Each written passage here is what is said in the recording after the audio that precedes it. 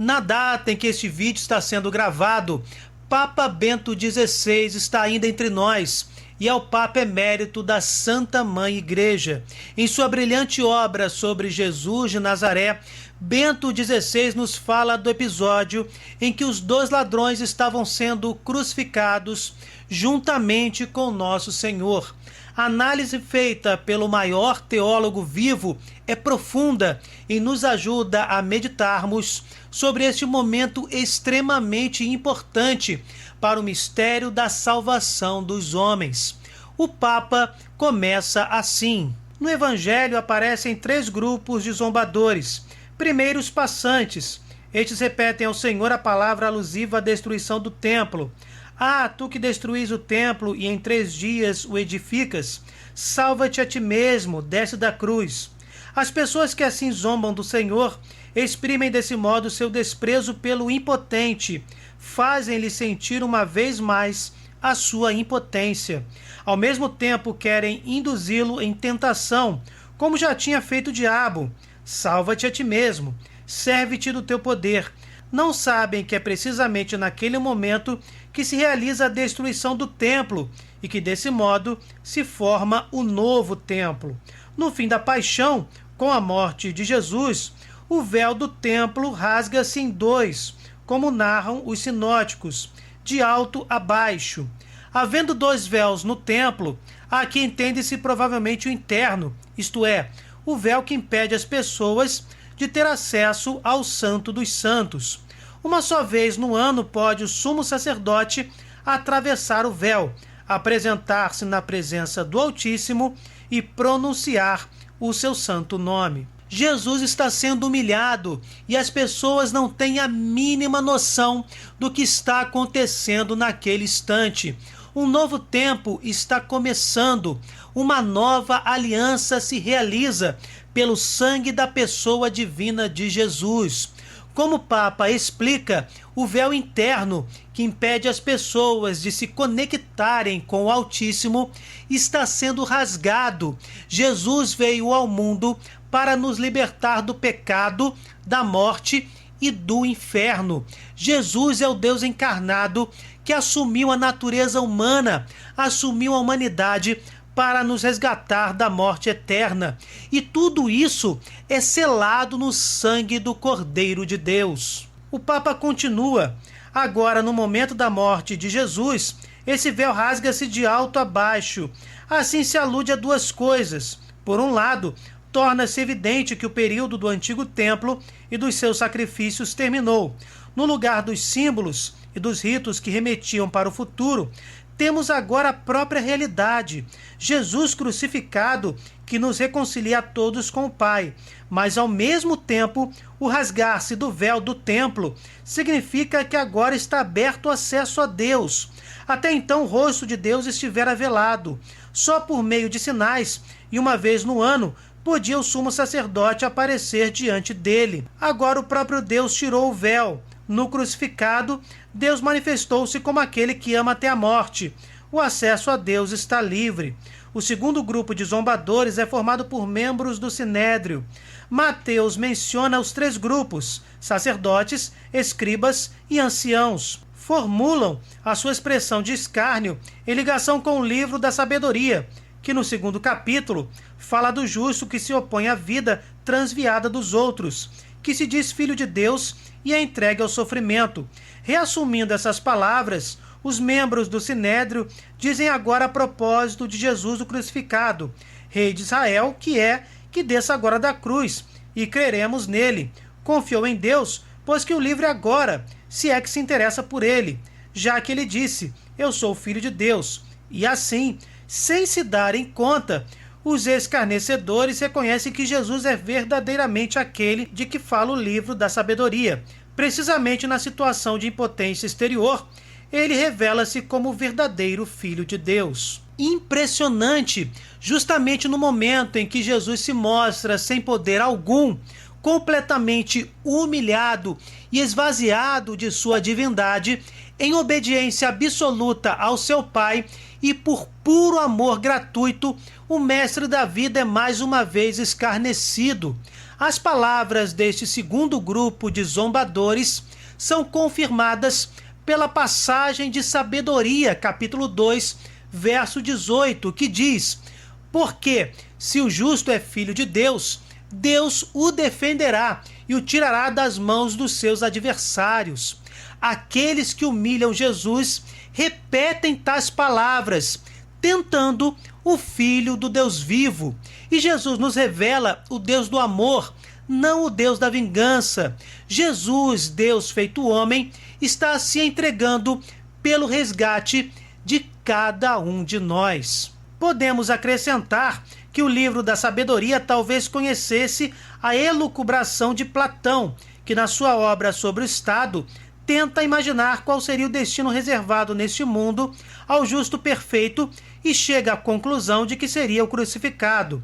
O livro da Sabedoria talvez tenha tomado esse pensamento do filósofo, introduziu-o no Antigo Testamento e agora tal pensamento remete diretamente para Jesus. Precisamente no ludíbrio demonstra-se verdadeiro mistério de Jesus Cristo. Assim como não se deixou induzir pelo diabo a atirar-se para baixo do pináculo do templo, assim também agora não cede a essa tentação. Sabe que Deus o salvará, mas de forma diversa daquela que a gente imagina aqui. A ressurreição será o momento em que Deus o libertará da morte e o acreditará como filho. O terceiro grupo de zombadores é constituído por aqueles que foram crucificados juntamente com ele e que são designados por Mateus e Marcos com o mesmo termo, lestes, bandido, que João usa para caracterizar Barrabás. É claro que, desse modo, são qualificados como combatentes da resistência, aos quais os romanos, para criminalizá-los, deram simplesmente o título de bandidos. São crucificados juntamente com Jesus, porque declarados culpados do mesmo crime, resistência contra o poder romano.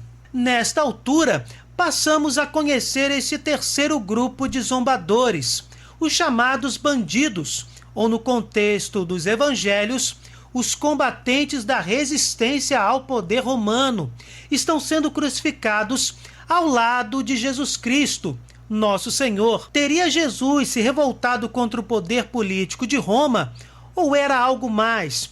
O Papa Bento XVI explica: mas o gênero de delito em Jesus é diverso do delito nos outros dois, que participaram talvez com Barrabás na sua insurreição.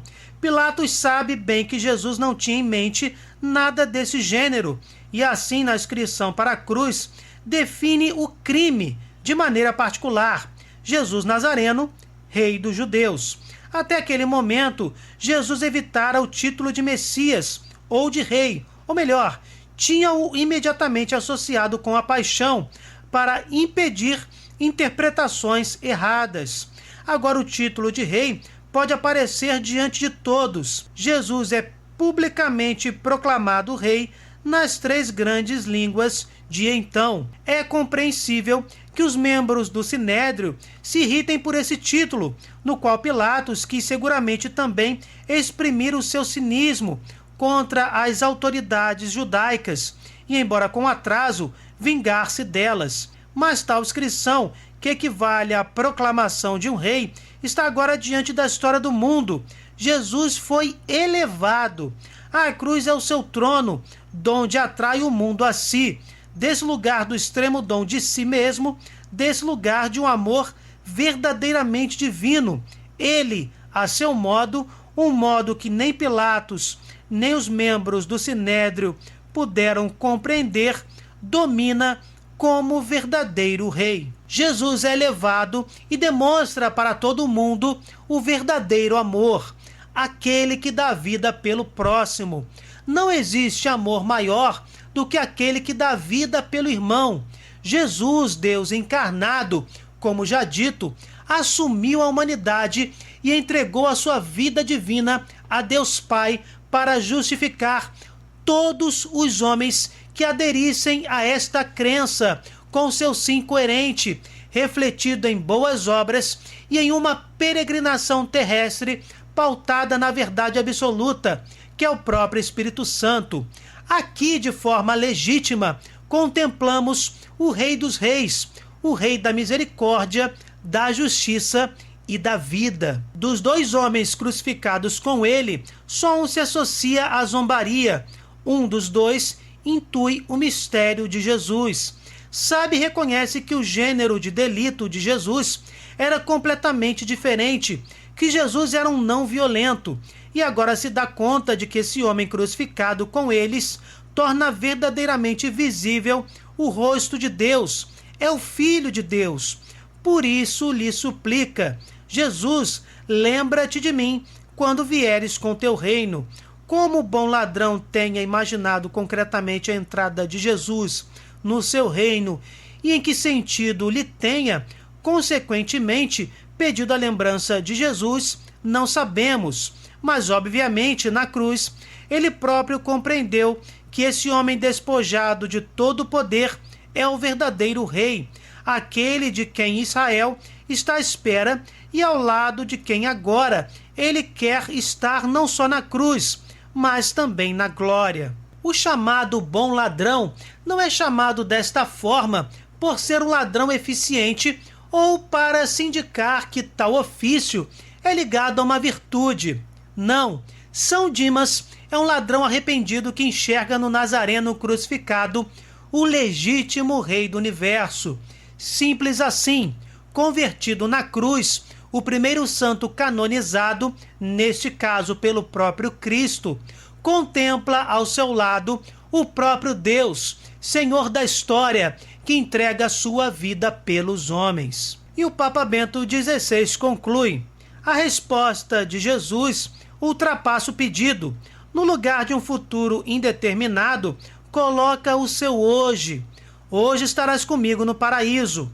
Também essa frase está repleta de mistério, mas mostra-nos seguramente isto: Jesus sabia que entrava diretamente na comunhão com o Pai, que podia prometer o paraíso já para hoje. Sabia que reconduziria o homem ao paraíso donde decaíra, aquela comunhão com Deus onde está a verdadeira salvação do homem. Desse modo, na história da devoção cristã, o bom ladrão tornou-se a imagem da esperança, a consoladora certeza de que a misericórdia de Deus pode alcançar-nos mesmo no último instante. Aliás, a certeza de que depois de uma vida transviada, a oração que implora a sua bondade não é vã. O bom ladrão, acolhendo, grande esperança me dás. Enfim, tais palavras de Jesus são muito importantes por vários motivos. Um deles se refere à vida daqueles que partem para o reino dos céus. Ninguém ficará dormindo até o fim dos tempos. Com a morte, a alma espiritual se separa do corpo material. O corpo se transformará em pó e ressuscitará exatamente no fim dos tempos, com o retorno de Jesus em plena glória. Enquanto isso, a alma espiritual, que justamente por ser espiritual, não se cansa e logo não dorme, não tem as mesmas vicissitudes de um corpo material. Tal alma terá o seu julgamento particular, como está em Hebreus 9, verso 27. Se ela for para o céu, entrará imediatamente em comunhão com Deus. E a frase, hoje estarás comigo no paraíso, fundamenta toda esta certeza. A realidade da misericórdia eterna de Jesus se manifesta em São Dimas. Nossas orações que imploram a salvação eterna e o perdão de nossos pecados nunca serão infrutíferas, evidentemente tendo como mediador nosso Senhor Jesus Cristo. Creiamos no poder salvífico de Jesus e confiemos em sua eterna misericórdia. Jesus, eu confio em vós. Lembrem-se, deixem nos comentários a opinião de vocês sobre este belíssimo estudo produzido por nosso querido Papa Bento XVI. Louvado seja o nosso Senhor Jesus Cristo, para sempre seja louvado. Se vocês gostaram, deixem o seu like e compartilhem. Se inscrevam no canal. Fiquem com Deus, desculpem qualquer coisa e até o próximo vídeo.